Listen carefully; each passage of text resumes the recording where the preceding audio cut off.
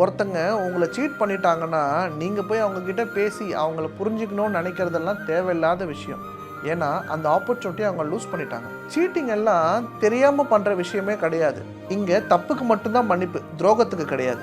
பொதுவாக பிட்ரலுக்கெல்லாம் பார்த்தீங்கன்னா க்ளோஷியரோ one more சான்ஸோ கிடையவே கிடையாது. ஃபார் எக்ஸாம்பிள், வாழ்க்கையில் உங்களுக்கு ஒரு துரோகம் நடந்திருக்கும்.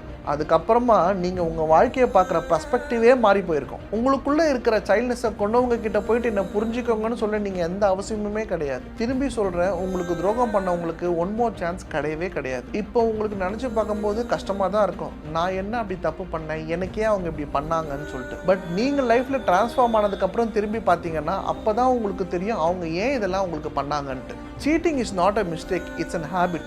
அவங்க திருப்பி அதை பண்ண தான் போகிறாங்க. ஸோ அவங்க உங்களுக்கு வேண்டவே வேண்டாம். சண்டையில் பிரியறதை விட துரோகத்தில் பிரியறது கொஞ்சம் கஷ்டமாக தான் இருக்கும். ஏன்னா நீங்கள் எக்ஸ்பெக்ட் பண்ணாத நேரத்தில் வர செப்பரேஷன் ஹேண்டில் பண்ணுறது ரொம்பவே கஷ்டம்தான். அதை எப்படியாவது நீங்கள் கடந்துட்டீங்கன்னு வைங்களேன், அதுக்கப்புறமா உங்களுக்கு கிடைக்கிற நிம்மதி வேறு லெவலில் இருக்கும்.